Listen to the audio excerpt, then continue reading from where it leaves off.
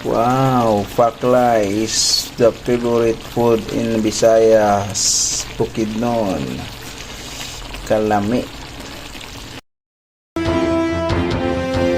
Guys, bumili pala ako kanina ng guys, tuwalya ng baka. Gagawin nating paklay. Guys, pakuloan na natin palambot. Guys,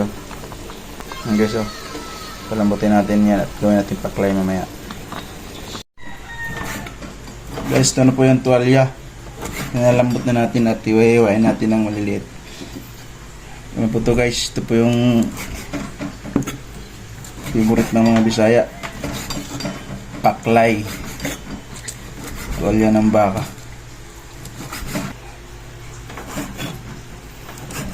Yung tuwalya guys, naiwa. Ito na po yung pansahog niya.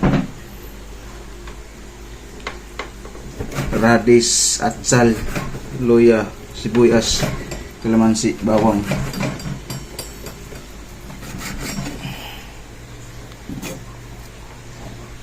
Guys, oil muna.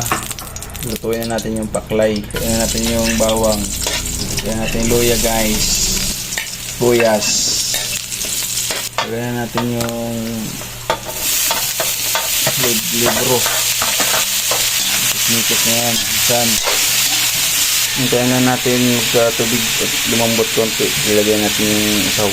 Ilagay natin yung Sprite guys. Kasi natutuyo na yung tuyo na yung karn. Nice. Mikos. Ilagay natin kalamansi guys. Higain. Yung kalamansi guys. Kung pawala sa langsa. Ilagay na natin yung atsal. Tapos mix yan minsan. Pinta guys. Asin. Ito yung cornstarch guys, pampalapot. Bitchin guys. Sarap. Konti. Lagyan natin yung cornstarch guys, pampalapot. Tapos guys. Mikos na yan. Kung nagpapasarap guys, sili. Lagyan na natin. Yan po yung labis sa ating paklay. Hindi yan paklay pag hindi manghang. Guys, ito na po yung ilawin nating, ito na po yung paklay guys. Yung finish good niya. Yummy yun guys, oh. Malapot-lapot yan. Nilagyan natin ng cornstarch. Guys, sana mabusog po kayo sa aking paklay Bisaya. Relate nito guys, mga Bisaya lang po talaga. Yummy po yan guys. Baka po yan. Libro ng baka. Laman loob. Yan guys, sana magustuhan niyo po ang aking niluto. Yummy.